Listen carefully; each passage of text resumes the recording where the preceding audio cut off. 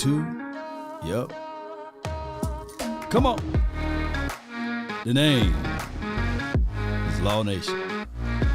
The sound of the man working on the train. Game. Let's go. Cowboys scouting the Jacksonville Jaguars plus more and more. Appreciate each and every last one of you and you and you for tuning in to the Law Nation Sports Talk and beyond. That's including the ice wall. 21. Can you do something for me? Come on. Can you talk to the ops next for me? Okay. 21. Yup. They say ain't no party like a cowboy party. What about a Law Nation groove?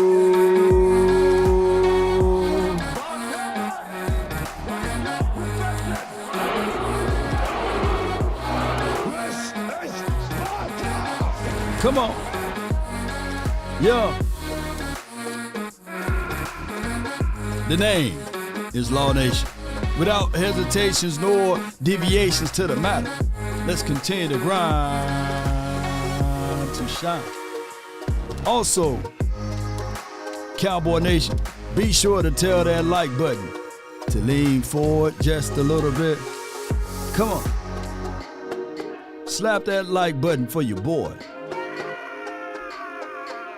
5, 4, 3, 2, 1, let's go. Come on.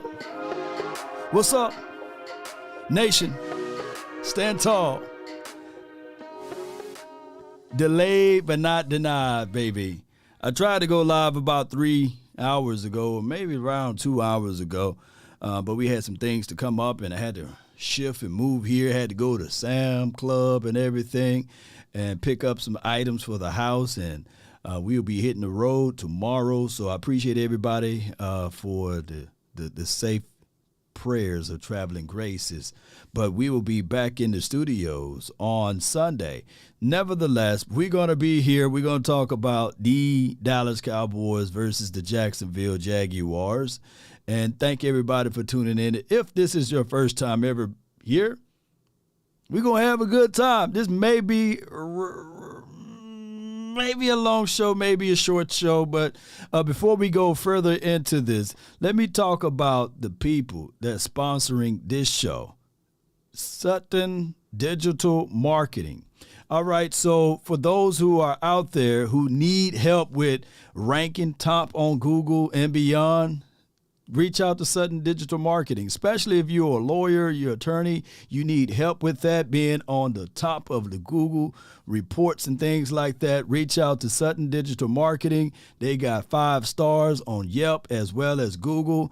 Go to this website, suttondm.com, and hit that number up, 866-508-4169. That will be the hotline for your mind. And on top of that, check out all of the Cowboys content and beyond. Cowboy Nation, keep this in mind that we did have LVE film analysis this morning, as well as a clip of the 98-yarder that my guy was able to do, Dak Prescott. And y'all check that out too, man. It was a brilliant episode of him, short clips of him going down the field. But before we go more into details here, Cowboy Nation, let's pull this up right quick. Let's pull this up. I got great Jerry Jones. Players make great plays. Great ones make exceptional plays. And so I hope we advance here where a handful of great plays, if I may be arm-waving that, could be the difference in a world championship. Does that have to happen sooner, though? Oh, to get him in and start the rehab process? But he's at a level, but I don't have an exact quantifying way to say when. But he is working, but sooner rather than later, yes. Could you Stand by. Stand by. Stand by. How soon do you want a decision? How soon would you like to have a decision? Well, I don't want to talk about that, but stand by. All right, so that was Jerry Wayne Jones on Odell Beckham. He want to hold on to the fight. He want to hold on to Odell Beckham dreams of coming to the Cowboys. If you guys want Odell Beckham, let me put it in the chat. It says just put OBJ. If you don't want Odell Beckham, put in OBJ. You know what I'm saying? So let me see how that works. So it is what it is at this time. If you want him, then let me know and just put that in the chat. Nevertheless, I'm already looking at this right here. Appreciate everybody for tuning in. I'm looking at this right here. We see that this guy, T.Y. Hilton, he'll be rocking number 16 out there, and he is at practice. And if you guys check out his interview on thecowboys.com, he said he stayed in shape. He got a 15-year-old, a 10-year-old, and an 8-year-old, I believe. And during that process, he sat back. He already wanted to come to the Cowboys if the opportunity was right, and it was right? But he said that he would love to, watch his kids play in sports and things like that and be a good father. So shout out to him, man, for being there for his kids, his loved ones, and everything. Not everybody's blessed to have a father in their lives, right? So let's give this man a good dad award. You know what I mean? Because he said he could have been to multiple other teams, but he said he wanted to be with his kids, right? He didn't want to sit back and allow someone else to watch his kids play sports and things like that. So shout out to him, man. And I think that this dude is a solid guy for us. I do like his skill sets. I do like what he brings to the table, ladies and gentlemen. And he could be very much so out here playing, believe it or not. And these things go a long way, not a short way. And I think that the aspect of the Cowboys utilizing this kid in the right way can help out the locker room in general, collectively. If you guys get what I'm saying, right? I hope you guys get what I'm saying. And that goes farther than I can throw it. So Cowboy Nation, that's just how this goes all together. Let's listen in to 1310 The Ticket. At the beginning of the year, Jacksonville looked like a gimme. It looked like a layup. It looked like a slam dunk. Well, not so fast anymore. They struggled early in the season, and obviously this is the first season with Doug Peterson, an accomplished coach. Won the Super Bowl with the Eagles. An accomplished coach taking over from the unbelievable mess that was last year in Jacksonville. Oh. Well, Peterson installs all of his systems and his new coaching staff. And Jacksonville gets its brains beaten out a few times early in the year. Now, they didn't do so well against Houston, which is not much to say. But we always say look for teams who start to become something in the middle or toward the later part of the season. Example, Lions. Lions are in high gear these days. In wild card contention. And as incredible as it sounds, if Carolina wins out under interim coach Steve Wilks, they win the NFC South. That's Norm Hiskins, man. Norm gonna spit at you, man, with some good content, man. All right, so here's the thing. Jacksonville did turn the corner. And we got some reports. Brian Broaders did a wonderful scouting report on those boys as well. And one thing that you got to contextualize that Trevor Lawrence, man, I like the guy coming out of college, by the way. If you're a Trevor Lawrence fan, let me know. He's exciting to watch, and he going through some growing pains, but he's at the tip of it now, right? And he's getting some playing time up under him. He's 6'6". He need a sandwich, right? But he's gaining a little bit more mass, and he's going through, and the game is slowing down for him, and he's improving. And I always talk about people, especially quarterbacks, peaking at the right time, right? Sometimes you can be a one-hit wonder, right? Or you can be falling into the right proper system, and then you fool around and get the bag, and then all of a sudden you disappear, right? We've seen that happen multiple times. Look up Matt Flint, right? The Seattle Seahawks thought for sure they was getting somebody promising, but it just never worked out for them. But it worked out for Green Bay for that one stretch. Or Matt Castle. You guys remember him? He went like 11-5 one year, got that big bag in Kansas, and never was the same. But it is what it is. Don't sleep on Dougie P. This is for my guy Jay Lombardi. Nah, we ain't gonna sleep on nobody now.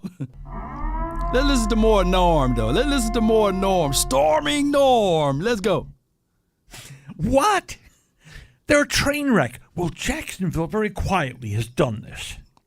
They've raided the ship. And Trevor Lawrence looks like a top-of-the-first-round pick all of a sudden. Hey, 368 yards against Tennessee last week. You don't just drop 368 on anybody if you can't play. And this week, the Cowboys go to Jacksonville. In fact, in their last 4 games, Dallas has only one home game, and that's against the Beagles on Christmas Eve. The Jacksonville run, if you consider them a contender in their division, which I think you have to, the way Tennessee's falling apart, well, Jonathan, Jacksonville, Philadelphia, Tennessee, Washington. That's 4 teams who still care. And they care a lot about the season. Right now, Philly, Tennessee, and Washington, the 3 finishers, are all in the playoffs. Oh, yeah. And Jacksonville would like to be in the playoffs. And Tennessee's going to be no easy feat. We've got Derrick Henry coming up the middle. Yeah. Cowboys' leaky run defense. There's no telling what he can do against us there. Exactly. But it starts with Jacksonville. A road team against a young team getting better. Right. Now, hold that thought for a minute. We're going to hold Let's that go thought. to Philadelphia, but not the Philadelphia game. Uh-huh. Philadelphia has this schedule left. At Chicago, they're playing out the string. At Dallas, huge game. Huge game. Baby. Home to New Orleans and the Giants. If the Cowboys have any hope of catching the Eagles this year, they cannot lose in Jacksonville. If you lose the Jacksonville game, then you're hoping Philadelphia loses 3 of its last 4 games. And God bless the child. Because Philadelphia's in high gear right now. Now, doesn't mean they're going to be in high gear when they play the Cowboys. But they're in high gear right now. Right. So, if you're the Cowboys, I think this is the plan to win the division. All right, let's hear it. Let's hear it. Win out the rest of the season, and then stick your head out of the foxhole and see what's happened. Mm-hmm. Hey, could Chicago take down Philadelphia? Is Fields going to be playing? You know, that's about the only hope you have there. Yeah, exactly. Could New Orleans? I don't know. Nah. Could the Giants? Maybe. That last game of the season, the Giants may need that to get in the playoffs. Yeah, exactly. And Philadelphia, well, that's what you want Philadelphia to do. You want to force Philadelphia to keep playing. I think P words and F words, man. R.I.P. to the microphone, man. Because this dude gonna soak it wet, Mike, man. Come on, Philadelphia, baby. 4 games left, baby. It's the F words, man, and the P words, man, and any other words that you got to use. Strong, like S words too, yeah, S words, man. So Norm, he's a Hall of Famer, man. I love his thoughts on this. I think that the Cowboys should look back and say, man, the Green Bay Packers game was a horrible loss for us because it put us in this chase mode, right? But and the only reason why I say that is because we had that game in the bag. Now that we are focusing in on the Jacksonville Jaguars, they looking at it like, okay, the Titans slipping. They need to win out. And you got a Super Bowl winning coach over there in Jacksonville who craft up plays for his quarterback to make it comfortable for him, right? So this is like the climax of a book, or the good part of a book, right? This is the good part of the season. Like we fought to get to this point. We're 10-3. We fought to get here, right? It wasn't a layup, y'all. It wasn't easy. Some would say, yeah, law, it's easy. Any team can win 10 games a year. No. We fought to get here. Now we got to fight to stand where we at and to continue to say to ourselves, we haven't accomplished anything.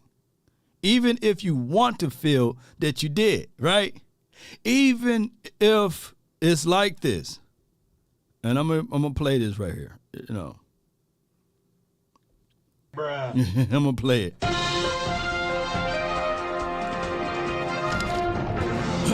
Breaking news: the Cowboys, after defeating the Jacksonville Jaguars, now clinch for a playoff berth. Look, even if that's the situation and scenario, after this win, we got to celebrate it for 24 hours and then lock in. We got to lock in. It is now snowing in Chi-Town. Okay, Jay Lombardi. Oh, wow. Let's go. You don't want Philadelphia to say, all right, you 14 guys, you have this Sunday off to get ready for the playoffs. You want Philadelphia to have to play meaningless games. And if you beat Jacksonville and you beat Philadelphia, then Philadelphia plays meaningful games that next week and potentially the week after. The World Tournament of Soccer happening. Man, so that's dope right there, Cowboy Nation. Shout out to 1310 to take it in, Stormy Norm, man. Hiskis and his co-worker there is a co-host there. I forgot his name, Donnie, I believe. But appreciate them. All right, so let's jump over to Brian Broaders, his scouting report, and shout out to 105.3 The Fan. You know, we got two great radio stations in the DF Dub, so we get a lot of good content and information about these teams. And this will be his thoughts, and then I will put into my thoughts of it, and then we have a great show, right? It's going pretty well. Let me know if y'all like the show so far. Hit the thumbs up if you do. And let's go. I was on Jacksonville radio this morning. They're asking me about how are they doing? They're really excited about this game. They feel like that the Cowboy fans are going to overwhelm them, though. Yeah. They feel like that this game. You know, the Cowboys haven't played there in 16 years. We've never won there. I know, but you think about, you know, usually you get that rotation where you kind of see people, but. Yeah, you hadn't played there in 16 years because of London. The London game. Yes, that's when Dez went off. Yeah, boy, that was. And Romo when he was supposed to play. Beautiful. That was a beautiful game. But the Jacksonville. Who remembered the London game? I think that was a great game for us Cowboys, man, in that year. Dez went off in that game. Tony Romo was solid. I recall that even the running game was solid that game, and it was a great game, by the way. And even in Jacksonville, although we haven't played there in 16 years, that's a long time, I can tell you, in Florida, there are a lot of Cowboy fans. A lot, many of Cowboy fans in Florida. Right now, if you are in Florida, if you're a Florida Cowboy, let me know in the chat. Or if you close to that area, Alabama, of course, Georgia, South Carolina, all of those areas in the South over there. Let me know, because we pretty much, the fans, and I'm not, look, I said this last show, I'm not shooting any jabs at Dallas fans. But our fans from outside of the city of Dallas, they different. It's like different types of breeds of fans. You know, our East Coast fans are way different from our West Coast fans, and our Florida fans, boy, they similar to our West Coast fans. You know what I'm saying? So It's one of those things, man. Appreciate y'all so much. 4 hours away, Lance Bell, appreciate you. South Carolina here, appreciate you. GA, look at us, baby. It's like it's different breeds of fans. Like, I'm a Mississippi Cowboy fan, right? Dog, I used to wake up, man, try to find any subscription way back in the days before, like, all of this internet stuff. And we used to thumb through all the stuff, man. And to this day, this is the reason why I truly can't stand the Saints and I can't stand the Atlanta Falcons and what have you, because those two teams, like on Sunday, it wasn't guaranteed that you're going to get a chance to watch your Cowboys play or our Cowboys play. But if the Saints play, they're going to show the Saints and not show our Cowboys. I used to be hot. I like, you had to go catch the Cowboys on replays, man. But as time, got down to where we are at now, people are spoiled. Like if you're born in the late 90s, early 2000s and beyond, you spoiled because you can get a chance to see all of the games at live time, right? But being a Mississippi Cowboy fan, it was just hard to catch those games, right? But as I got older, we advanced and, Sunday ticket, that was the avenue. I would rather pay for the Sunday ticket. You got to keep your lights on. All right, man, I'll run an extension cord for the neighbors, man. I need this Sunday ticket, right? So we can watch the Cowboys, man. I used to have the bootleg. When we got off to college, man, I had the bootleg, man. You click on a certain site, you get hit with all type of stuff just to watch the Cowboys. We deep. We deep. And then you guys same way, right, in other markets. So I felt y'all pain. Like the other day, the other week when the Cowboys were beating I think it was the Minnesota Vikings so bad they switched away. I know y'all pain, man, because I felt that before, right? They switch away. And I used to tell people, man, growing up, I don't care whether we win, lose, or draw. I just want to see my team play. That used to be me. And my brother the same way, and he's a Niner fan. I used to when we was in college or what have you, drive to bars after bars to see whether or not they showing the game, right? And then Buffalo Wild Wings came, and then you got a chance to see the game. But it's just a long around the way storyline for you guys. But Cowboys, we watching the game this weekend, baby. Florida Cowboys, laugh out loud. I'm behind internet lagging. Appreciate you, Big. Man, hey, it is what it is. I haven't hit anything. I'm going to hit play now, though. How did you become a Cowboy fan, Law? I became a Cowboy fan in the early 80s. There was a guy that caught 11 interceptions in one season. Everson Walls. He was the first guy that I really just glued my eyes to on the TV. And I've been a fan since the start of his career, basically, here with the Dallas Cowboys. I grew up in the Danny White era, so it is what it is, But I can tell you that coming from this side of the Cowboy fandom, before Jerry Jones bought the team, and ultimately, rooting for this team, being split, but still showing your loyalty, right, with the team, almost getting so angry and upset that the guy that you admire, kind of patting your game after, went to the Giants and won a Super Bowl, and watching the Washington team winning the Super Bowl and watching the Niners winning the Super Bowl and all of that, well, it was just terrible for me growing up. But to be on the flip side, the 90s Cowboys, oh my gosh, man. I don't envy those who got a chance to see all 5 Super Bowls. But I can tell you, I would love to see all 5, right? But I seen the 3. And I can tell you, those who never got a chance or an opportunity to see the Cowboys win, like win and dominate, blessings to y'all. Blessings to the people that's born in like 97, 98, 2000, right? Blessed to y'all, man, because you guys are the lifeblood of the Cowboys fandom, right? The new wave, right? The people that never got a chance to understand the reason why we be saying, how about them Cowboys? A phrase that Jimmy Johnson coined, right? Jay Lombardi, I was born too late. Yeah, dog.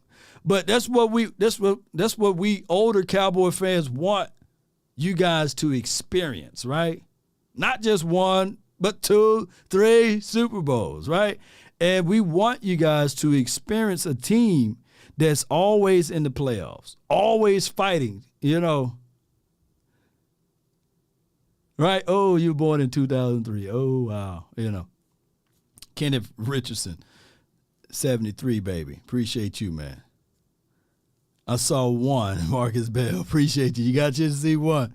I was 3 when we won the Super Bowl. Sushi. Yeah, come on, man. Y'all continue to eat right, live right, and do everything right so y'all can witness and experience multiple more Super Bowls. But enough of the Super Bowl talk. Let's take it one game at a time. Let's listen to more Brian Brothers. They're worried down there. They're excited about the game because they feel like that Tennessee's slipping. They feel like Tennessee's slipping, and if they can win this game, be 6-8. They're in the mix. And they're in the mix. Very long. So they're really anxious to see how they react in this game. They are. They're like, we played well last week, and then we played like crap against the Lions, got beat up, bad. I watched them against Kansas City. They held their own against Kansas City. Onside kick to start the game against Kansas City. Wow. So keep an eye on maybe them trying. Did they recover? They recovered it. Wow. Didn't move the ball, though. Kansas City stopped them there. I mean, forced them to punt. But just kind of be aware of stuff like that. Anyway, you got to be worried about Christian Kirk in this game. First off, let me say about the quarterback, Trevor Lawrence. Since week 9, let me throw some numbers. Over 1,300 yards passing, 10 touchdowns, no interceptions, 72 completion percentage, 111 rating for him. And what Doug's trying to do for him is trying to get like little different concepts for him to like learn each game, something that they could build on for the next game. That's how Doug's trying to develop this kid.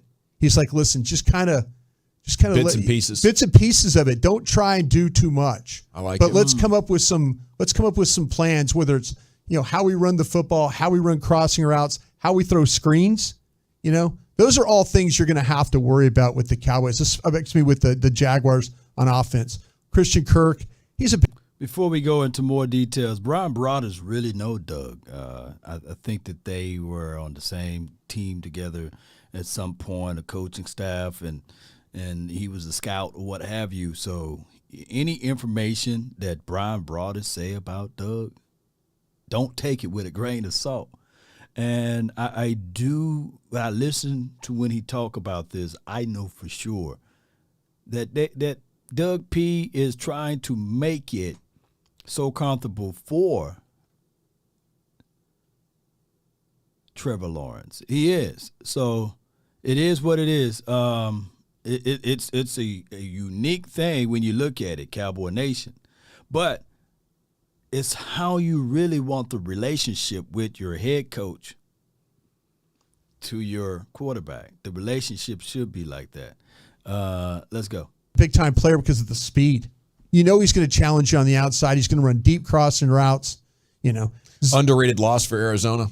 I would say a little bit. The 3 games I watched with Jacksonville, I was pretty impressed. He's one of those guys that it's got so much speed that he makes it difficult for defenders to have to deal with him just because of that. But he'll drop the ball. And they have another receiver, Zay Jones, who they got from Vegas.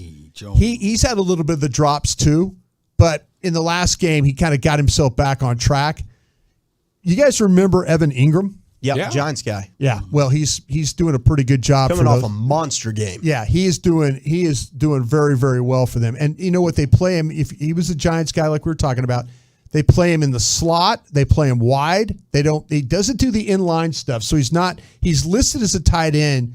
But remember all those times we were always worried about him with the Giants. We're like, he can do this, and they never did it. He's doing it with Jacksonville now. He really is. I mean, they're finding Trevor's doing a great job of getting him the football. They run the ball with Travis Etienne. They've had some success. They've had some games where they weren't any good doing it, but you're going to have to worry about Travis Etienne, and you're going to have to worry about the RPO stuff. Yes, indeed. So, who remember Robert Jones, right? Who remember Robert Jones? He got 3 Super Bowls. He made the Pro Bowl in 1994. Yep, his name is Robert Lee Jones. He played for the Cowboys. And I can tell you, Zay Jones is the son of Robert Jones. And it's weird because we like to hear these type of storylines like the offspring of a son, offspring of a former Cowboy player now playing for an opposing team. And it hit me like every time Zay play against us, he tried to play his best because this is the team he grew up watching and being a part of, or basically he was born in Texas, what have you. And that's another guy, sneaky guy that you have to look out for. Yes, indeed. So we will revisit this and see how he played this weekend. But it's just crafty to understand that and know that. Jeffrey Tanner says he was a middle linebacker. Yep. Robert Lee Jones. And Zay Jones is his first name is Isaiah, actually. They just call him Zay for short. So Isaiah Avery Jones, right? So he was the son of Robert Lee Jones, the middle linebacker. So yeah, it's a big world, but it's small, right? The Cowboy community big, but yet it's small because you can get to talking to someone. I was in Sam Club just about 45 minutes ago. Sam Club, buying and purchasing items for the house. And somebody bumped into me, hey, Law Nation, right? Small world, man. Didn't even know this dude knew me, right? But that's just how it goes, man. Let's listen to more of Brian Broaddus. Because that's something they're incorporating. And I guarantee you, Doug sees what the Cowboys defense struggled with this past week and maybe a little bit with Philadelphia. And I guarantee you're going to see RPO stuff with Trevor Etienne and those guys and the receivers. Got weapons, man. They do. They do. Now their record is 5-8, and they've struggled, as you mentioned, Gavin, on. But if you restarted the season, they wouldn't have this bad of a year.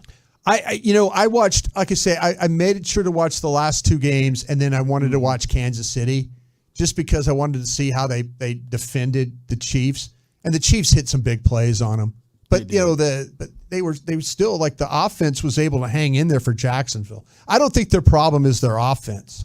I really don't. Now the way I would attack if you're asking me to don't put Parsons on Cam Robinson. Okay, put him on the other side. Jawan Taylor, put him on that guy. That's who you need to attack. Don't make him rush against Cam Robinson in this game, because he could attack Taylor and probably do pretty well in this game. Brandon Sheriff, who plays, was with the Commanders. He's a guard for him. Luke Fortner, who I liked, was. But before he go into more details, it's been 2 weeks now for Parsons. He haven't touched the quarterback in 2 weeks.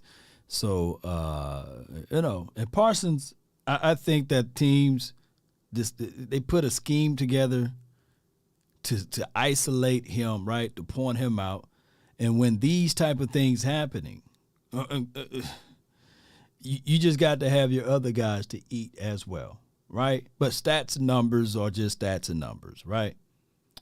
Hell, to me personally, if we go the rest of the year of Parsons not getting a sack and we win the game, so be it. So be it. I'm not going to be hung up on stats like that, right? As long as we win the game. Hey, man, Law, how you feel about Parsons not having the sack? Well, we undefeated when he's not having one, so leave Parsons alone. We're like 4-0 when he didn't have a sack. So it's not nothing to really overanalyze, right, or to think too much into. Let's continue to figure out more and more ways to win the game. That's all I wanted to say. Was a center from Kentucky. He's been pretty good. But yeah, don't rush against Cam Robinson. Rush the other side on this one when you're talking about that. Yeah, we need to get some sacks going again. Yeah, you need to get back to that. But I think they're going to try and, like I say, they're going to take that game plan with that RPO stuff, that quarterback read and all that. Just be ready for that. It's an exciting team, though, and I think you got to look out for their enthusiasm and them being up to play you and all that. Yeah. Like, this is a game the Cowboys could lose, especially how they played the last 3 weeks. No, I think you're right. I was talking to him. I'm like, well, I think you guys are good, but they're worried. They're worried about – because I asked him, I said, who would you be more worried about in a game? And I said, would you be more worried about Parsons or would you be more worried about Dak? What do you think their answer was? Parsons. Micah, yeah. Dak. Parsons, clearly. They're worried about Parsons. They're more worried about Parsons than Dak. Okay, good. worried about him taking over a game. Yeah. That's what they're really worried about there. So, anyway, that on that side. Kind of due to take over one. Yeah. Okay, now they're a little banged up on the defensive side. Travion Walker, I think, is their best pass rusher.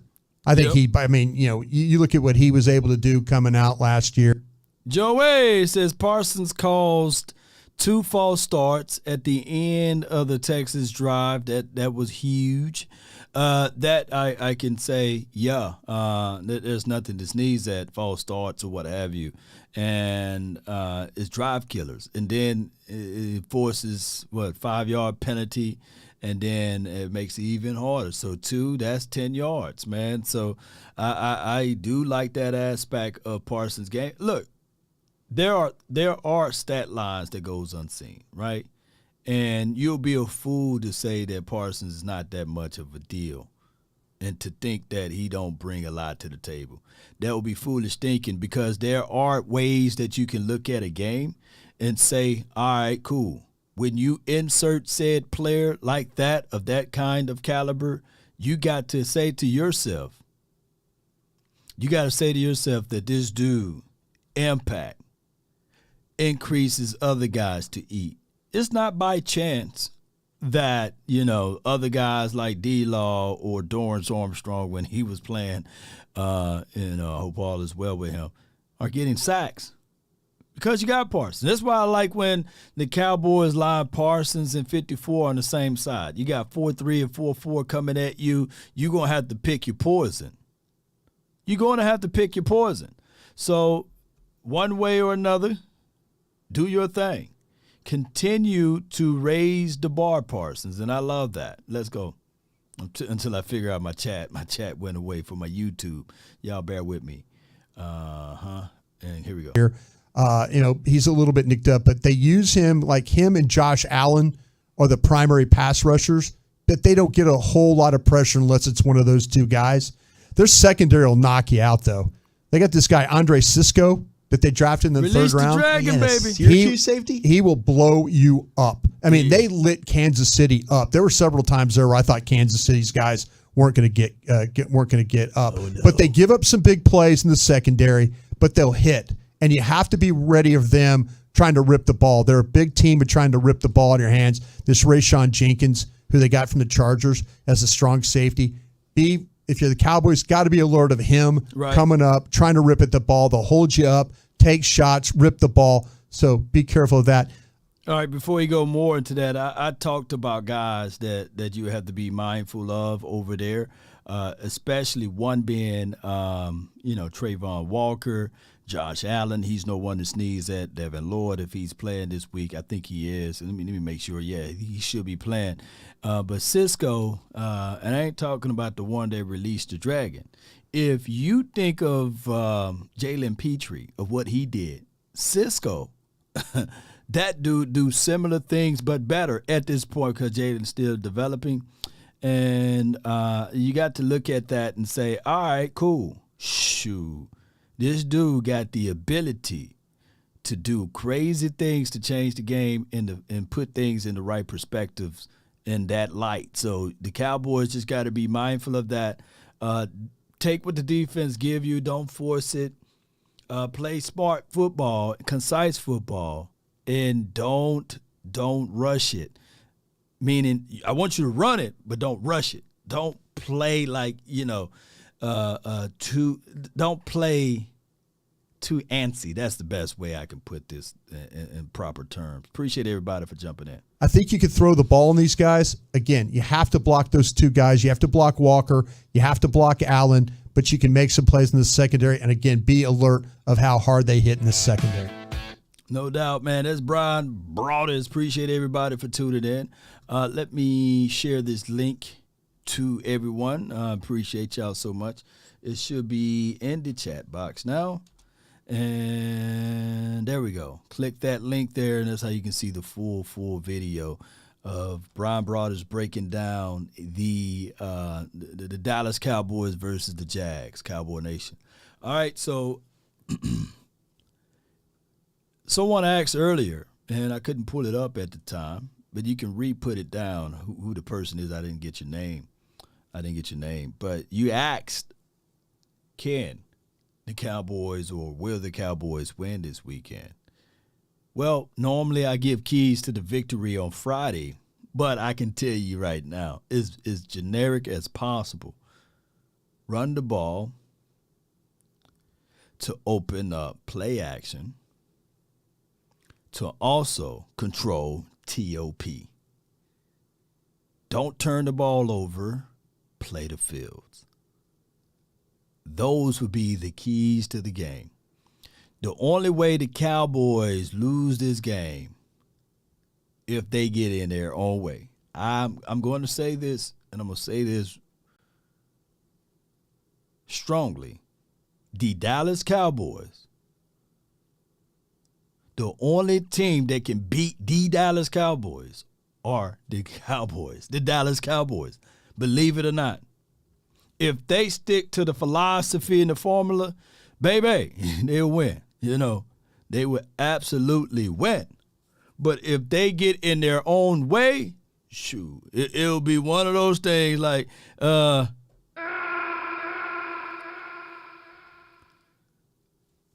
that's how it goes. As far as the people that's in or out, according to the Jacksonville Jaguars, they said Walker, questionable. Brandon Sheriff, questionable. Darius Williams, questionable. Trevor Lawrence, questionable. They got all questionable. So I see Choctaw said he got a high ankle sprain, but you know how that goes, ladies and gentlemen. You know, until that report says out, I'm gonna prepare.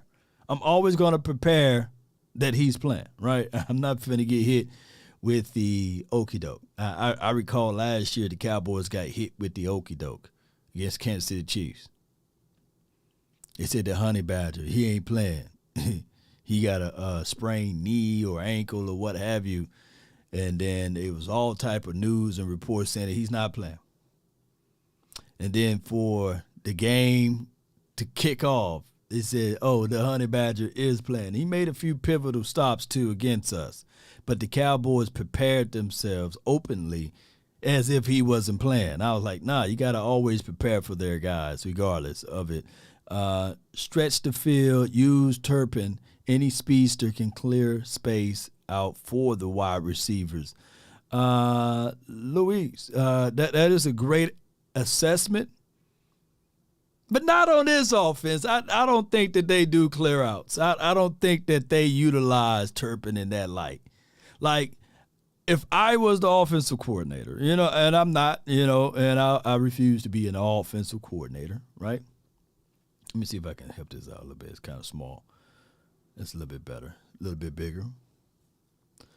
But if I was the offensive coordinator, I would have been figured out a way. You got 4 quarters. Out of those 4 quarters, I would at least send number 9 on a 9 route 2 times, at least out of 4 quarters, at least 2. Maybe 1 in the first quarter. Some can argue and say, hey, man, it's 4 quarters, man. You should at least send that kid that runs a 4.29 on a 9 route once a quarter. Just once a quarter. Hit that quota, right? It can be play action. It can be a flea flicker. You know, you got to at least showcase the man's spade. But it's like me getting a Ferrari, right, y'all? And I'm not saying that Turpin is. He did play basketball with that football last week. But it's like me getting a Ferrari and I'm showing everybody, yeah, man, Law, when you gonna bust her out? Nah, man, not right now, man. Too soon. Law, you ain't gonna let me stretch it? Nah, man. I'm gonna wait, man. I'm gonna wait. Why you got it, man? No, don't worry about it. You know, what was that movie?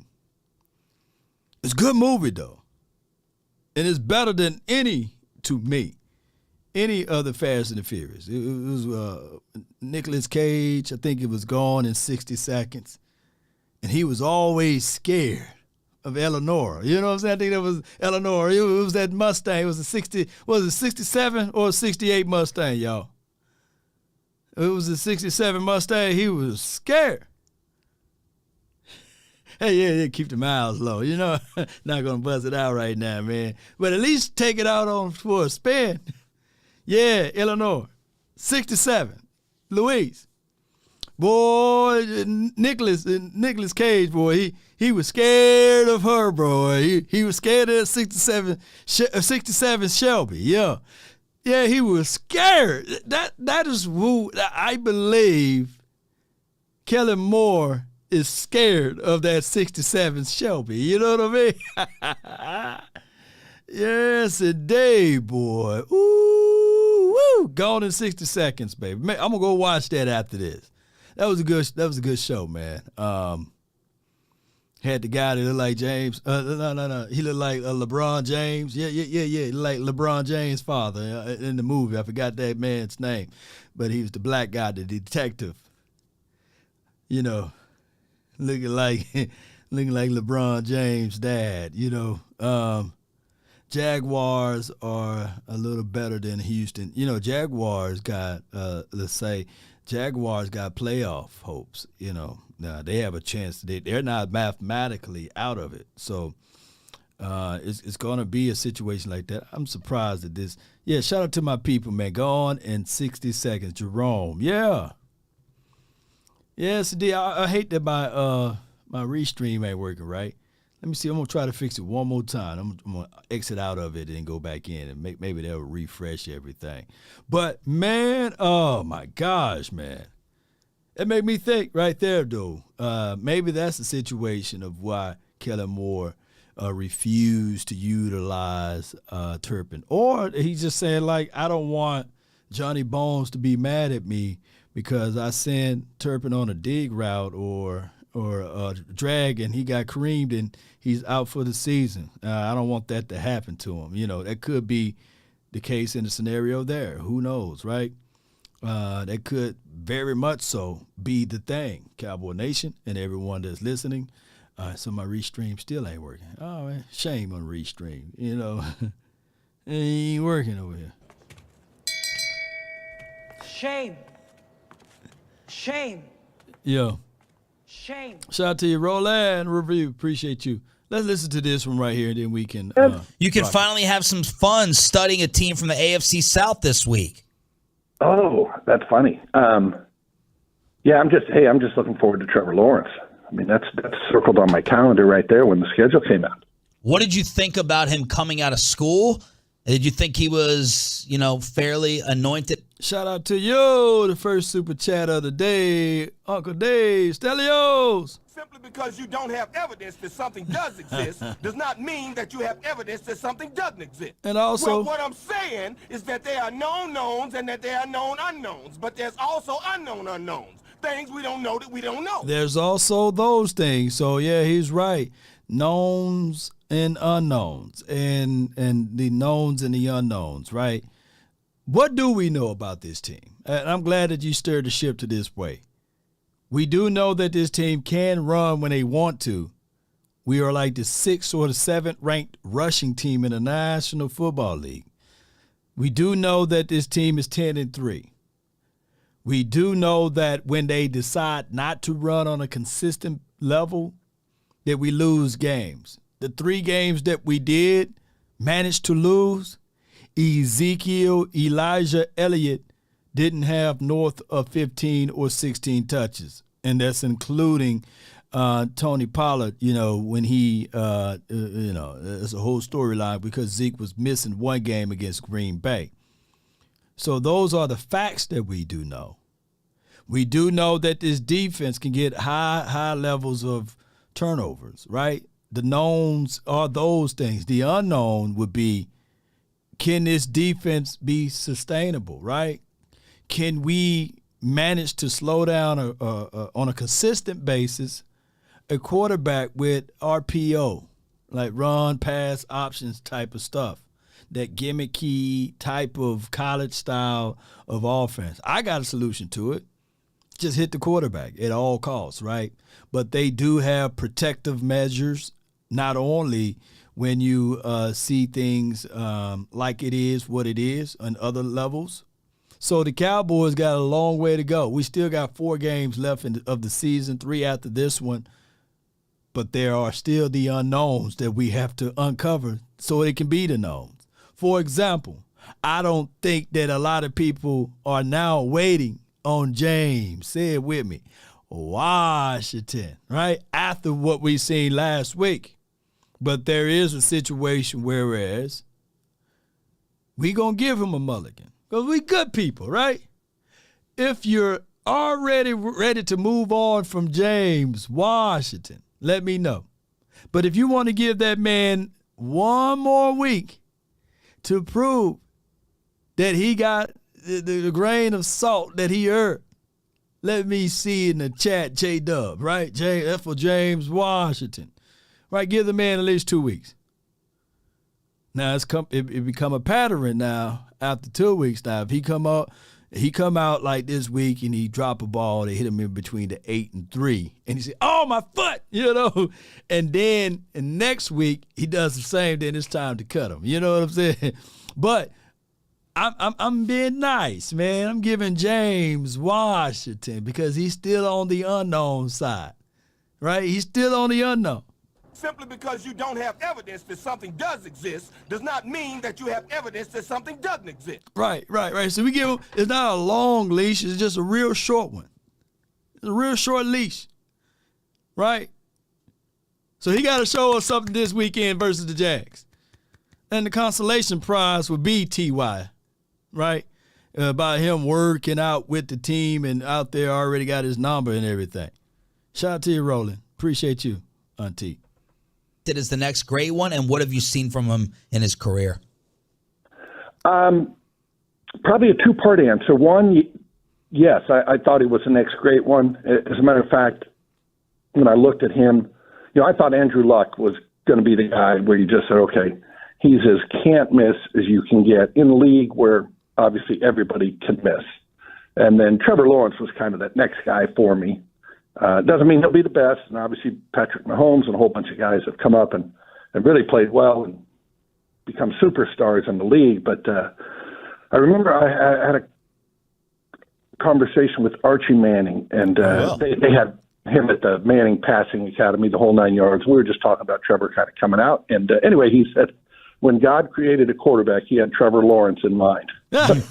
So, as you guys know, like Josh Allen, like Justin Herbert, you see him and he looks the part, right? And it's funny because the guys that don't look the part, right? Kyler Murray, Baker Mayfield's working on his 3rd team.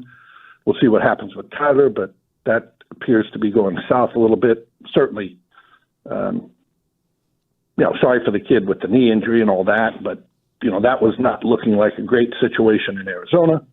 GM could get fired, head coach could get fired, and they've got Kyler Murray on a long-term, multi-million-dollar contract. So anyway, when I see Trevor Lawrence, man, I say, hey, you tell me I'm a head coach and you're starting your team and you've got Trevor Lawrence as your quarterback. I say, hey, I'm good with that. Babe, a lot of Law been improving, right?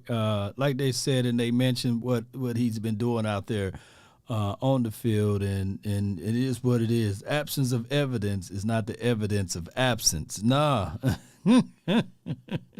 it's not. Stelios, absence of evidence is not the evidence of absence, and that is true. That is true. That's been That's been the case for James. But now that he's here, we got to see the evidence now because the evidence is not absent. It's present.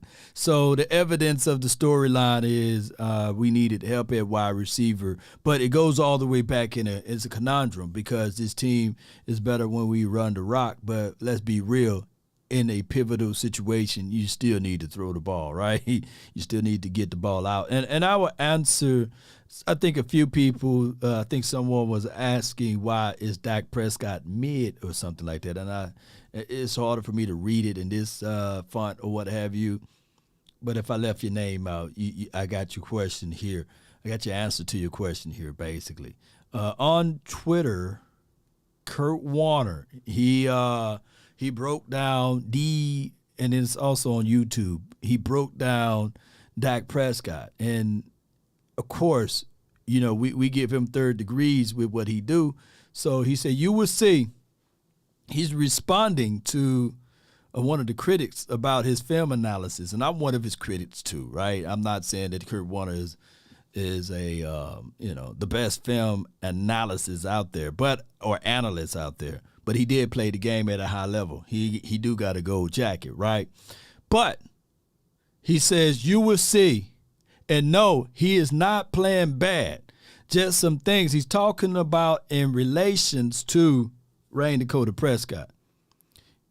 Let me repeat this again. He's talking about Dakota Prescott and responding to someone. He said, you will see, he's talking about his film analysis, and no, he's not playing bad.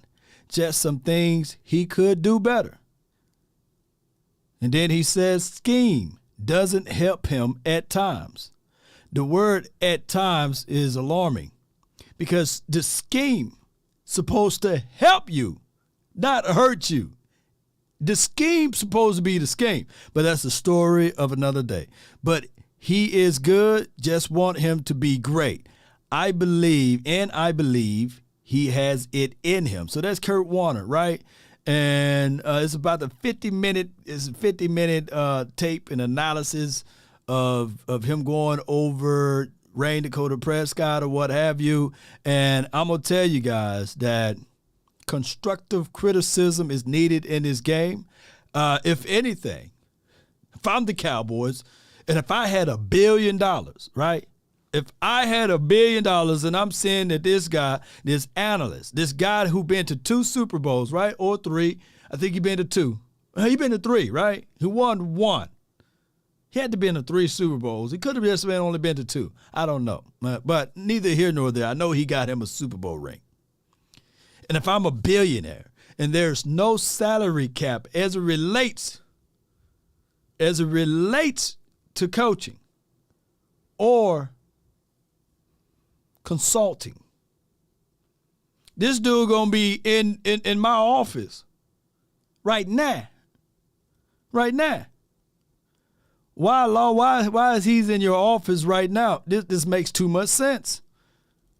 Because I'm the billionaire. I'm the one that got a check that I can write out.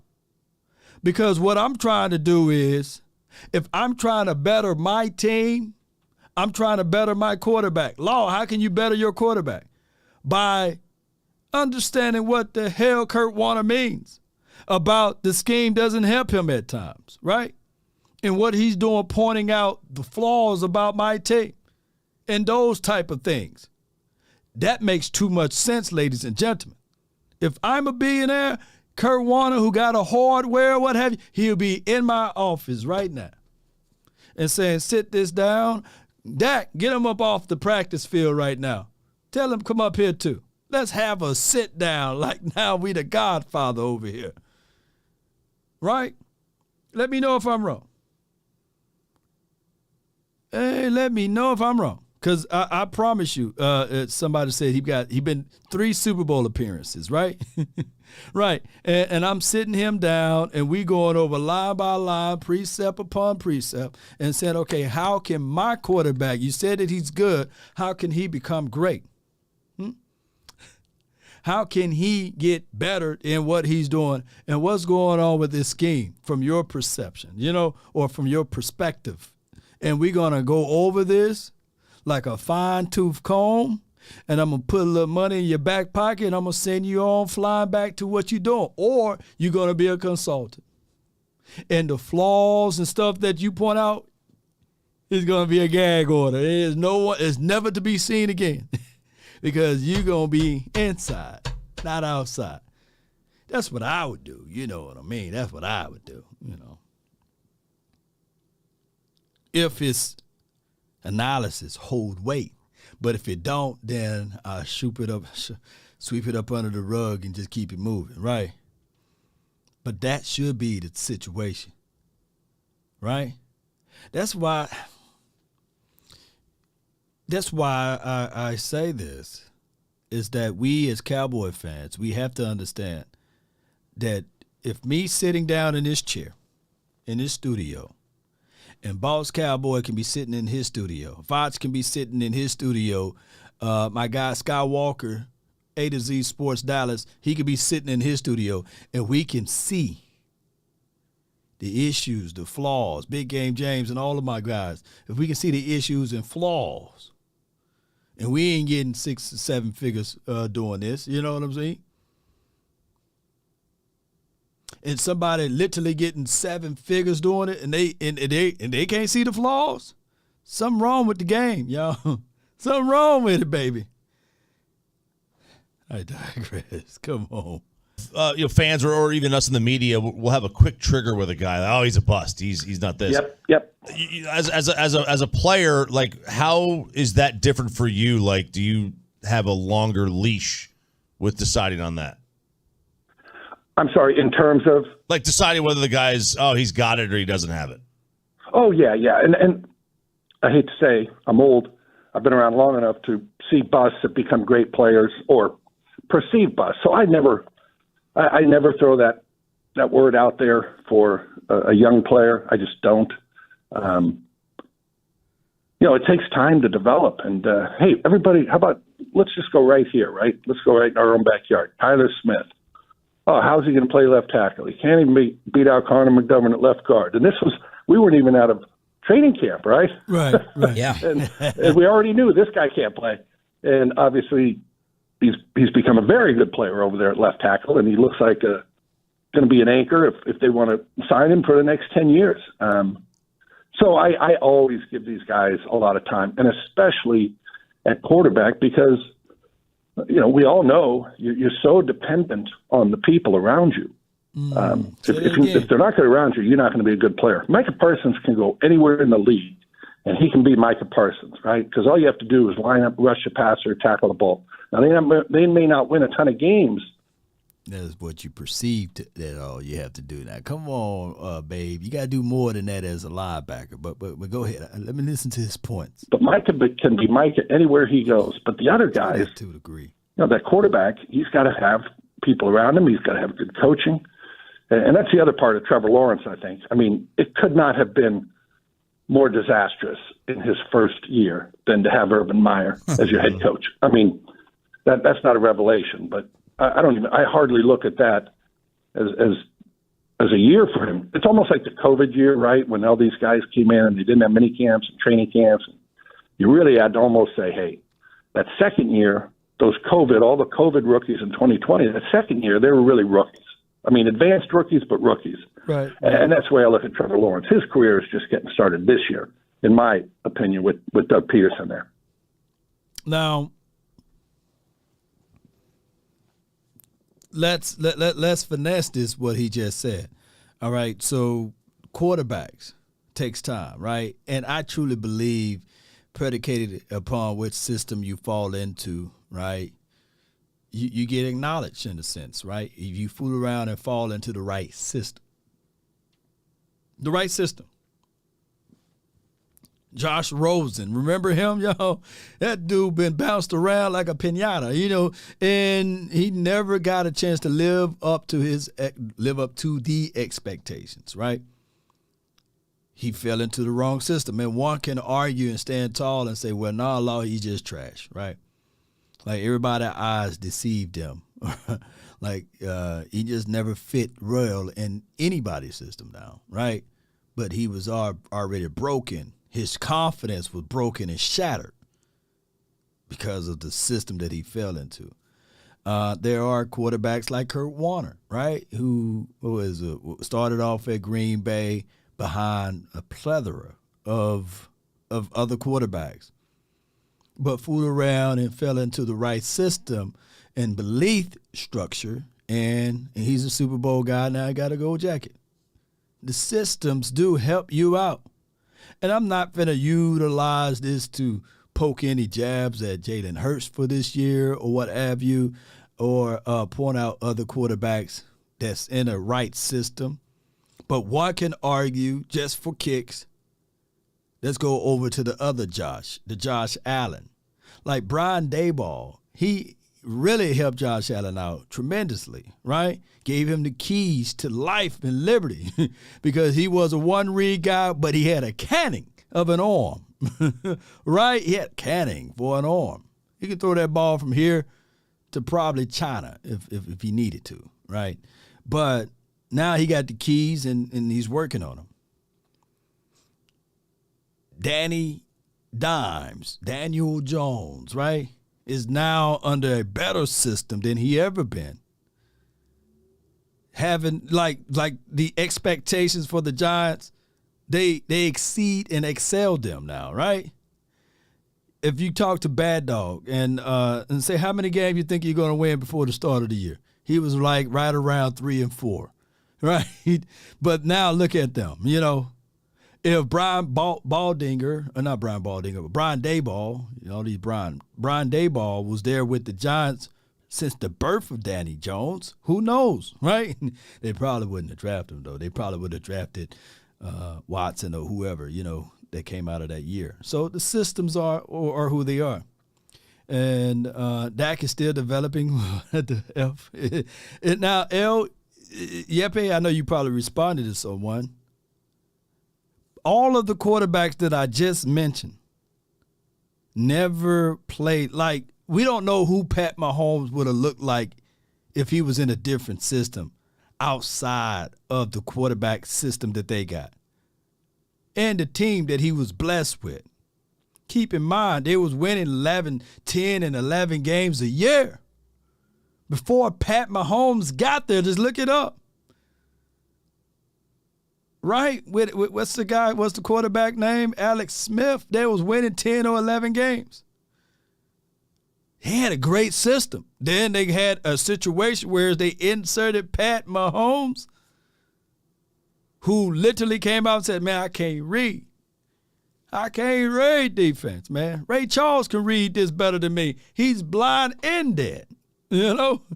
But they worked with him. They didn't take away weapons. They elevated him by making sure that they have pieces around him that can fit. The quarterback for the Dallas Cowboys, Dak Prescott, and I know this sounds like a bevy of excuses, but these are the facts. We had Jason Garrett, man, who was the head coach for the Dallas Cowboys, who went off to the Giants land, and they averaged, look it up, 16.5 points per game as the offensive coordinator. I wanted the Giants to keep Jason Garrett for 10 years. I really did. Come on, why did y'all get rid of that man? Y'all should have kept that good man. So, from Jason Garrett, and I'm not throwing salt at this team, we had Scott Linehan. Can anybody look up his resume as a head coach? Right? These are the pieces that we decided to build our airplane with while it's in the air. Give me that aluminum foil, man, them trash bags, baby. You got some duct tape? That's what it was with the Cowboys. Aluminum foil, trash bags, and some duct tape.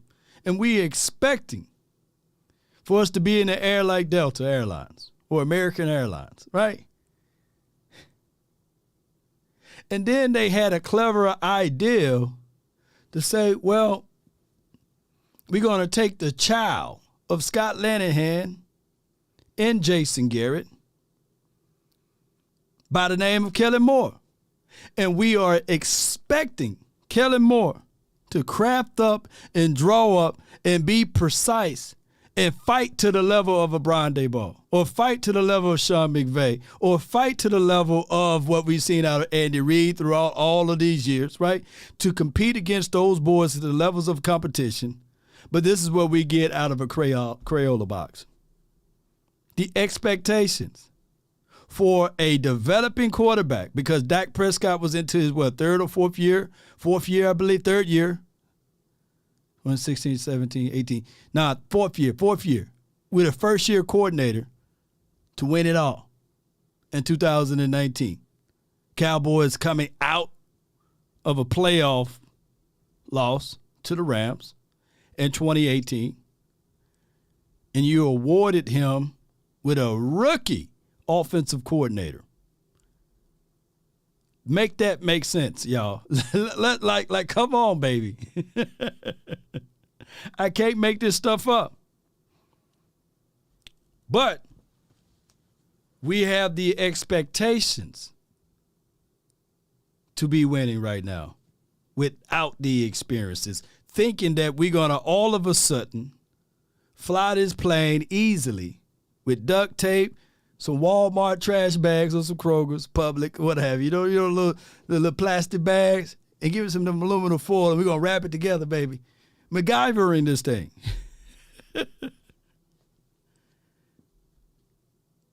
But look what he just said. I wonder if Trevor Law is improving now. I wonder what he would look like with a first year or second year ever coordinator drawing up plays for him. His head coach is a Super Bowl caliber coach, right? And his offensive coordinator been in the league for over 10 years. I wonder how Trevor Law would have looked if they kept Urban Meyer, and maybe an assistant other offensive coordinator, someone of that nature over there. Would the expectations still be the same? Babe, when you sit there and talk about the offensive line, Jerry mentioned to us that Tyron could be back on Sunday. How do you see this offensive line playing out now, and also in trying to replace Terrence Steele? Yeah, it's a great question, because what's interesting is usually a guy gets hurt, right, on your offensive line, and you know exactly who's going to go in and replace him. You know, you have a swing tackle. I've never seen a... Hold on. My guy says, again, Hurts have 3 picks for the whole year. When you simplify everything and you got weapons around you, he should have less if that's the case.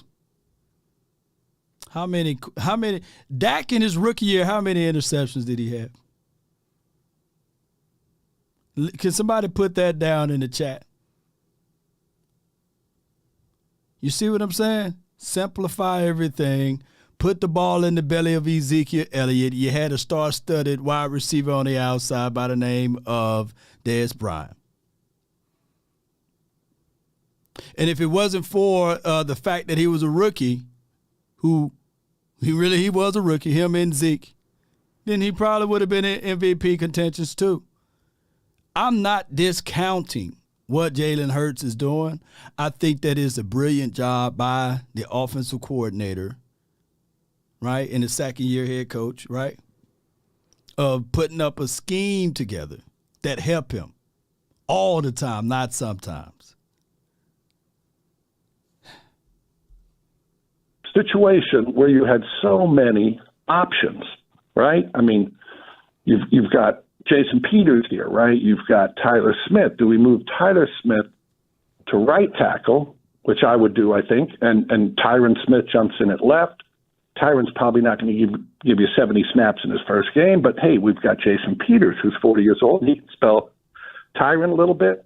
And I'm telling you, Josh Ball played well last week. He had 2 bad plays, but it wasn't even like he held his own. He was dominating for the most part for most of his snaps. He was outstanding. He had the 2 plays. And if you want to go back and look at the tape, which I know people do, right, go look at Jason Peters' first play when he replaced Josh Ball at right tackle. Same up and under move. He got beat, but Dak got the ball out to Dalton Schultz. Just a split second. He did get beat on that same play. Shout out to Bay Laufenberg. But you can't equate that Josh Ball was equivalent to what Jason Peters did. Now, this is kind of like leading the witness on the stands here. But I'm going to tell you guys that Josh Ball, if his best grades are from that game is running the ball, and we've been all banging on the table for the Cowboys to do that, then Ball, let it be. But one thing that you don't want to do, ladies and gentlemen, is playing musical chairs with your offensive line. I get it. We've seen it a few times this season on the left side. But that was more of a situation whereas we're in goal line and then they put in Jason Peters or in a big run or what have you. But if you kept trying to get cute with right tackle, we did this before, same song and dance. We seen this before. We read the chapter. We took our tests on it. We graduated from it. And we should not go back to return to it. Josh Ball, if he's the starting guy to the right tackle side, then keep him there. Just keep him there. Get creative. Put the tight end on his side. But what you don't want to do is put Josh Ball there and then all of a sudden saying, okay, let me pull him and put Jason there. Oh, let me pull him and let me put Josh Ball back there. That's where you get your false starts. That's where you get your untimely holding calls.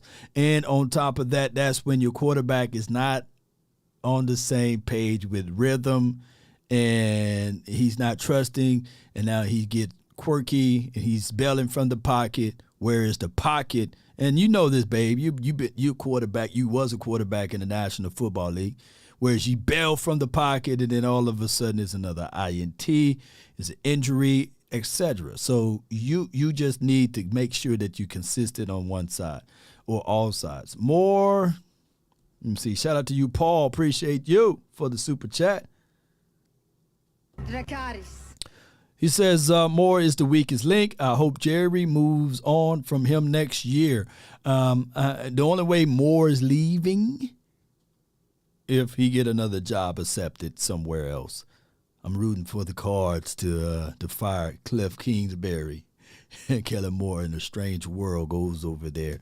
And I think that would be a good outlook for him. But I'm not, look, and here's another thing. Here's my stance on Kellen Moore. This year 4 for this man. Year 10, he may be a whole different animal. That's 6 years from now. He may be ready. And I'm not here to put a place on Kellen Moore. It's not like it's tons of things that he need to improve on. It's the small things.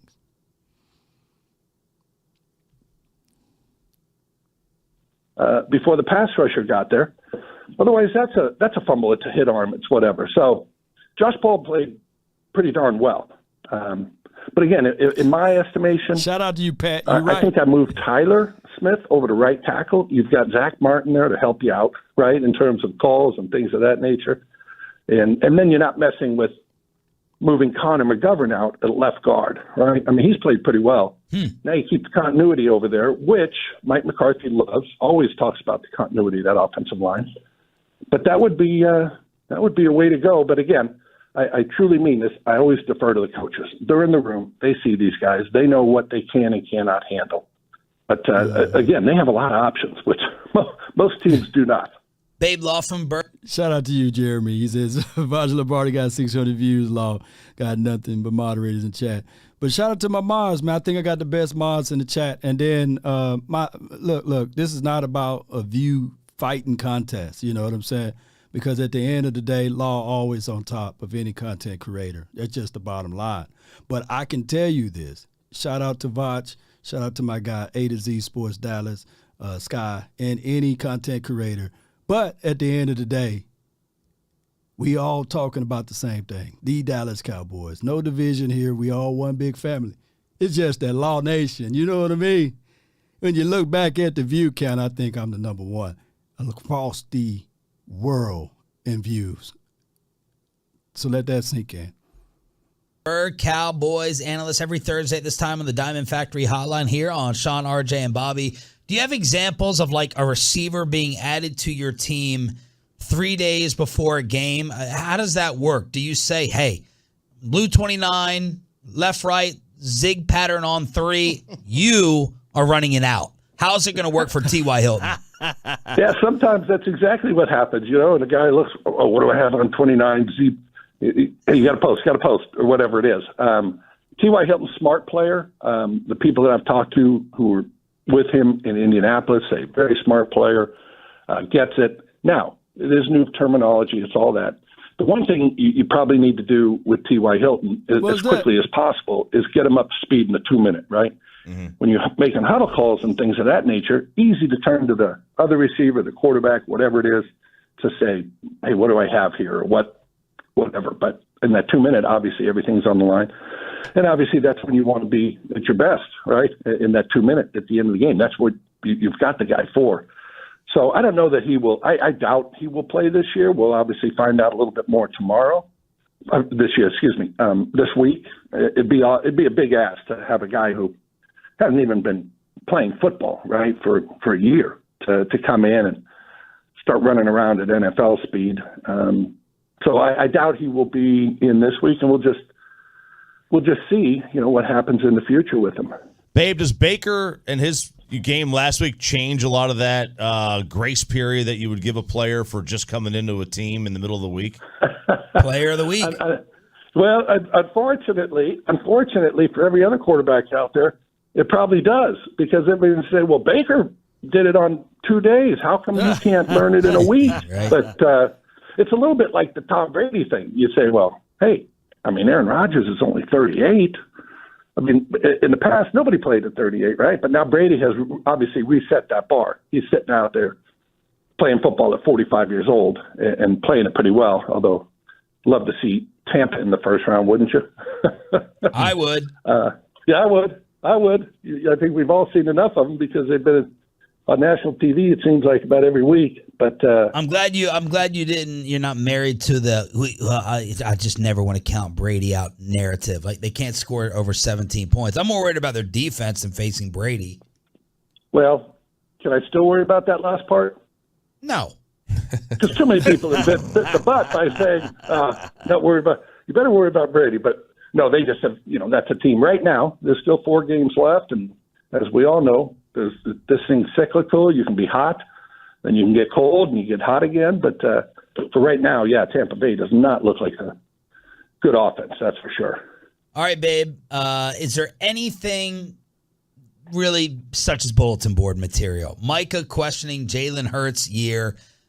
Can you recall before the game, you're like, okay, my teammate's going to kill this guy. He's out. He's out for blood, and that is sustained.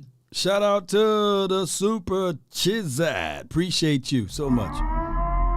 We got J. Dave from Day Say Law. Keep doing your thing, bro. Damn the Crows. I love the Crows. I tell my mods, don't block them. Don't block them.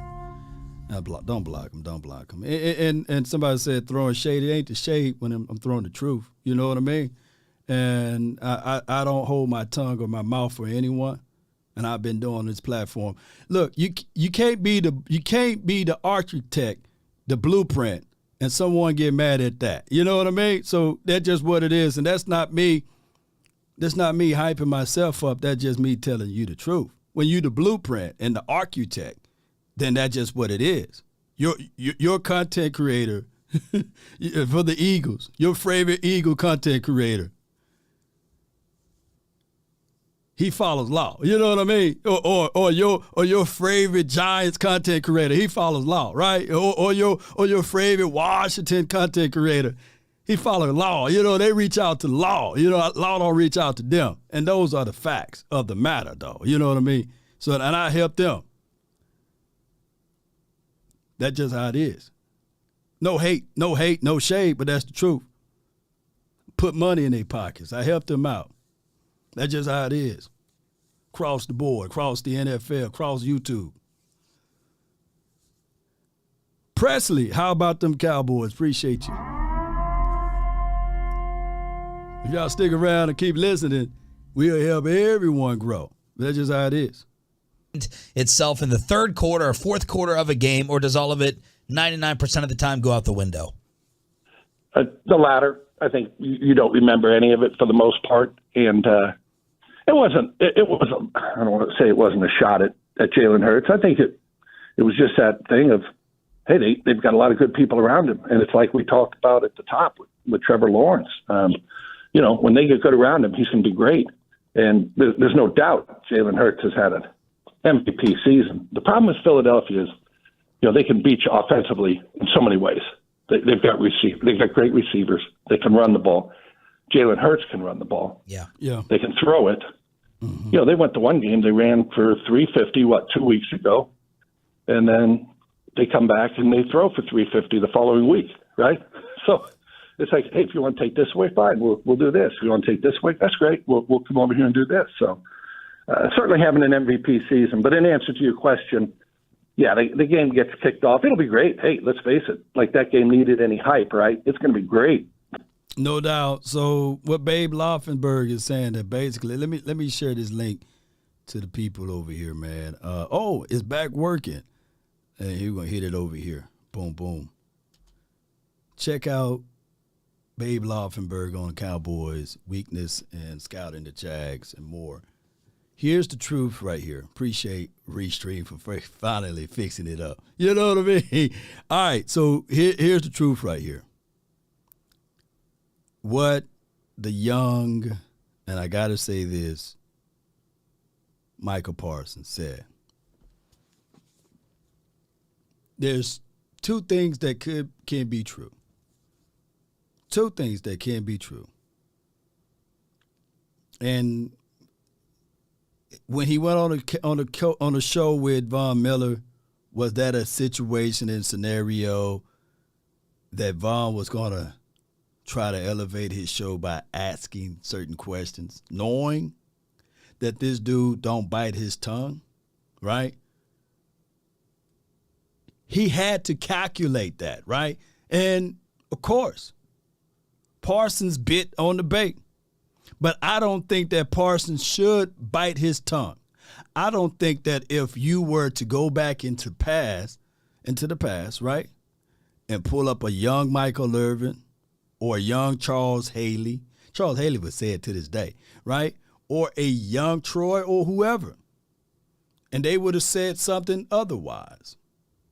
That's just how it is. That's just like what I just said 5-6 minutes ago, right? I don't bite my tongue. I don't think that what Parsons said was a negative thing about Jalen Hurts when it's the truth, right? People can try to craft it and say, well, Law is saying this, Law is saying that, but the results are the same, right? Everyone have a reason, but results are what matter. That's just what it is. Everyone have a reason, but results are what matter. So when you got the results, you can put it on the table. Now, the thing is, with Parsons, this is his second year. We're going to be looking for the results of what he said about the Eagles, right? But the thing is, this is not boxing.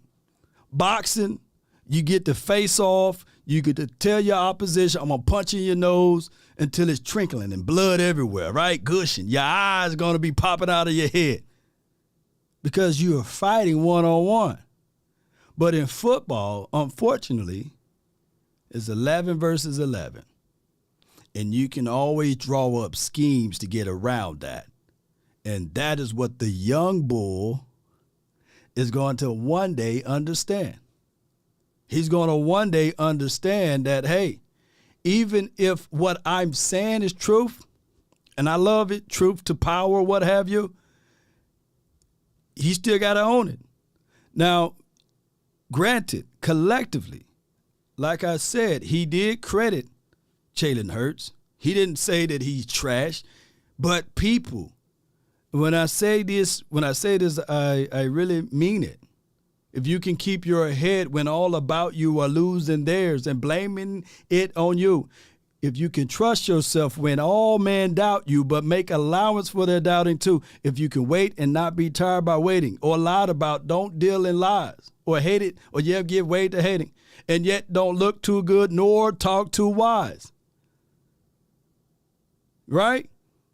If you can think and not make thoughts your aim, if you can meet with triumph and disaster, to treat those two impostors just the same.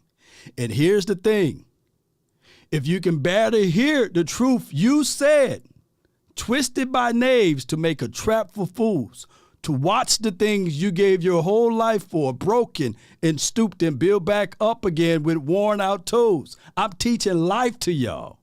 There's people that's listening to this and, oh, let me jot this down. Bam. I made a G today, but I didn't make it in the sleazy way. Now I've been listening to Law. He put me up on game. Bam. I had a guy who reached out to me as a Vikings content creator. Dog, I've been watching all your stuff, man. Hey, how can I do this? How you put that up there?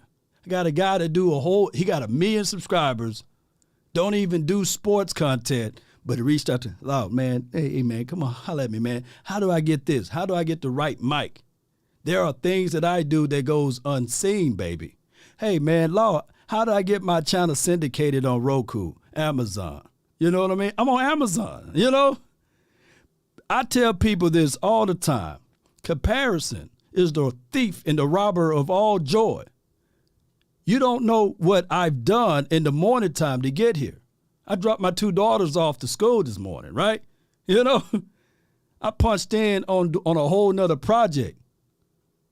This is like my 4th thing that I did today, and I'm doing this as a hobby, right? But for those who on the outside looking in, oh, I got to catch up with Law, I got to do this, got to do this. I do this in my sleep, right? It's about making residuals too. When I tell people to make sure you put your best foot forward, work smart, not hard.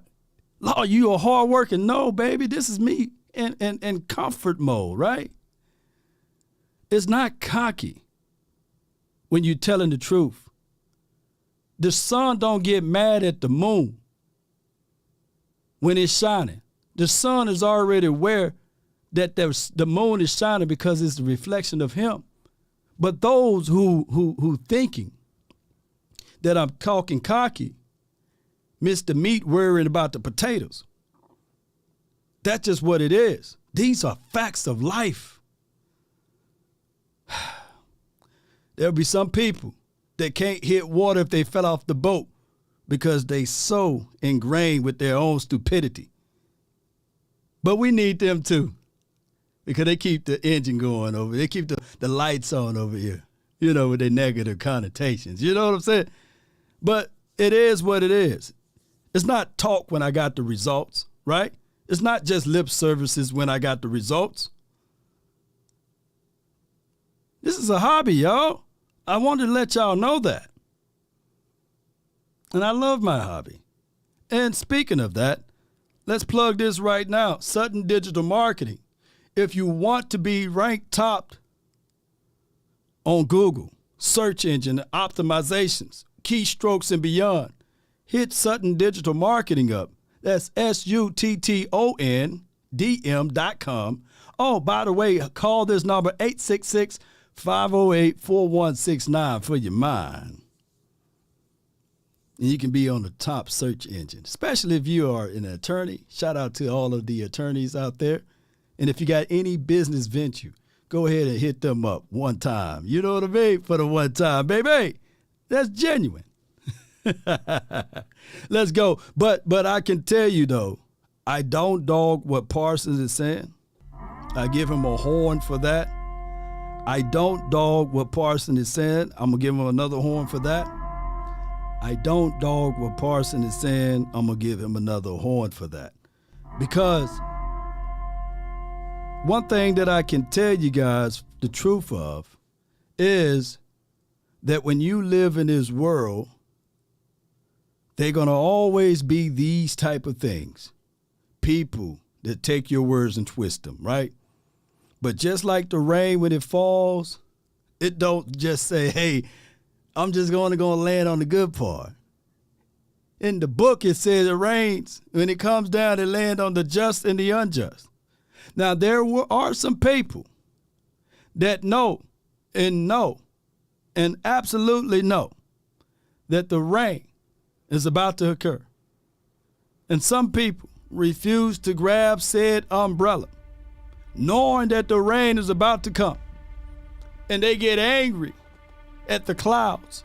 They get angry at the rain when they already know to put their rain boots on, to get their poncho or umbrella. Well, there are 4 more games in this season, ladies and gentlemen. And the Dallas Cowboys know, or should know, that there's rain coming. And they just got to be prepared. I tell people all the time, it sounds like a broken record, but if you can put this and commit this to memory, it will better you and you out.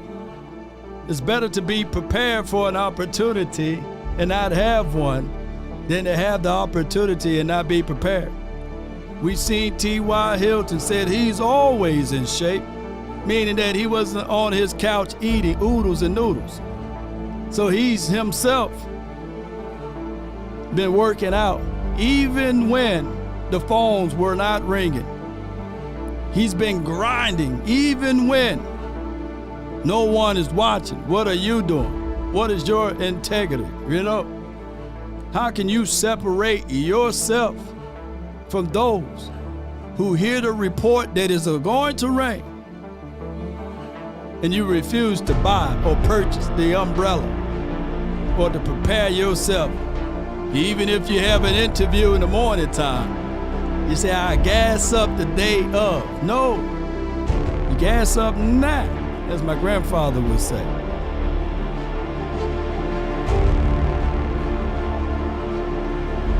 Fresh Cake, what's good? Hey, he's 80% Cowboy haters and 20% Eagles fan. The Eagles community, they love the nation because this is where they get good resources from. But we the source, and they pulling it. And that's why it's resource. Source for information. I never get mad at the enemy for watching. Maybe they'll pick up some things that I'm saying, and I can be a blessing to them and their futures family. That's just the reality of it. They love the nation. They love y'all. They never miss a day. We can count on the haters, but the true followers are here, grinding with the nation, baby.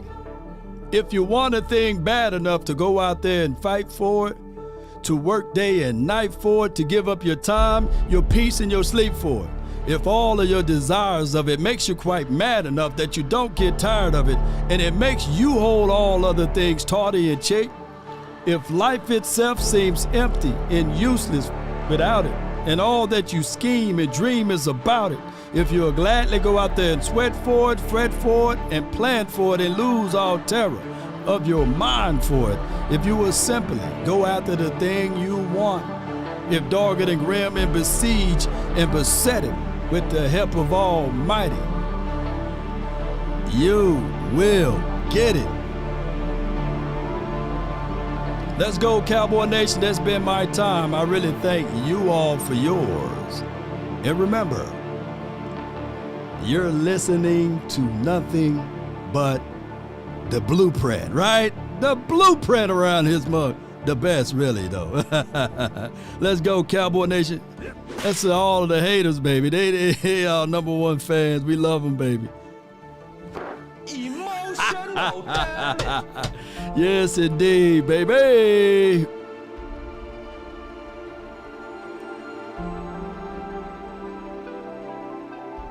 Roll those credits.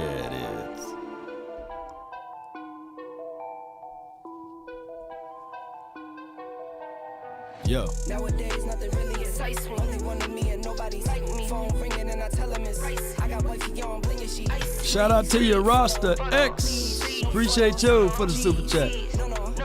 Say just watch The Gladiator. I love it. Shout out to all the supporters, man. Be sure to hit that like, share this content. Let a friend or a neighbor know where to go when they want to tune in to Cowboys Sports Talk and beyond. Come on. Andrew, appreciate you. Stelios, Paul, JD from DC, Presley, not Elvis, but appreciate you. Come on.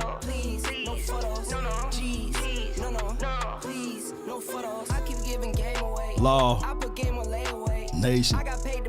Come on. Yo.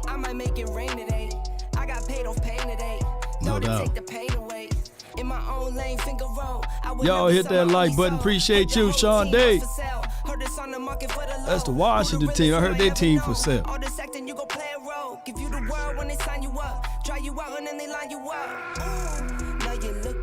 I'm your favorite rapper. I love that. I'm your favorite content creator. That's dope. Appreciate y'all. Boom. Nowadays, nothing really excites me. Only one of me and nobody's like me. Phone ringing and I tell him it's ice. I got wifey on bling and she freeze. Photo, please, no photos. No, G's, no, please, no photos. Nowadays, nothing really excites me. Only one of me and nobody's like me. Phone ringing and I tell him it's ice. I got wifey on bling and she freeze. Photo, please, no photos. G's, no, please, no photos. You could not live with your own failure.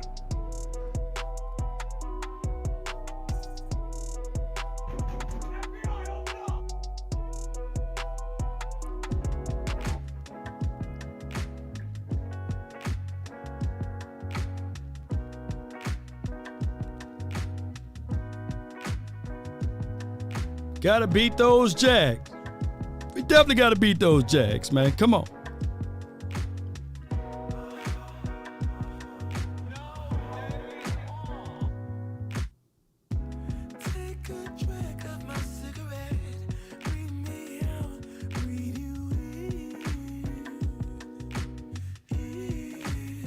Yeah.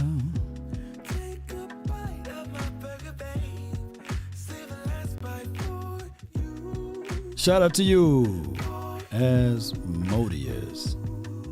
At the street lights, all alone. It's danger, baby.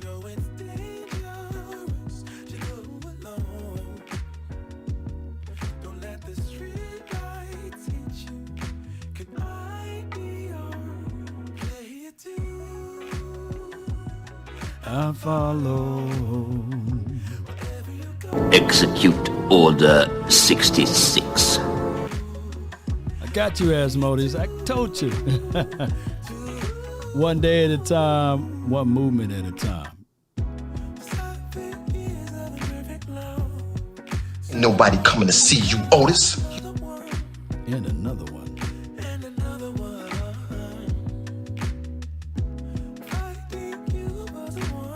Stop the cap. Suck.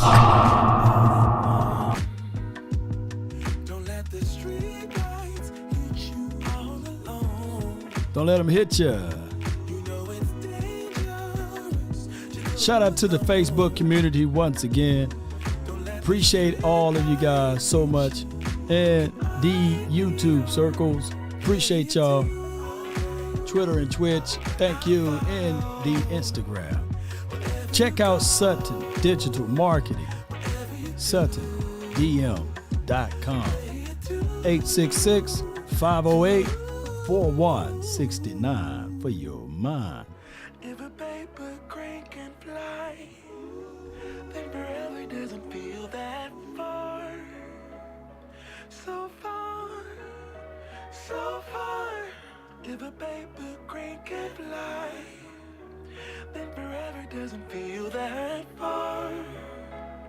So far, so far.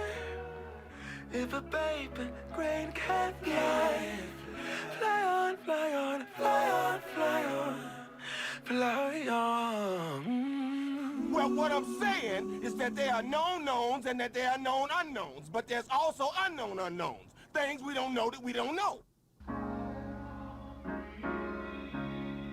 Appreciate you, Choctaw, one way or another. We'll open up the phone lines when I get back. Salute. They're really tough and they're really rough and nothing's working, but there's something inside of you that says, I just have to follow that because you don't know who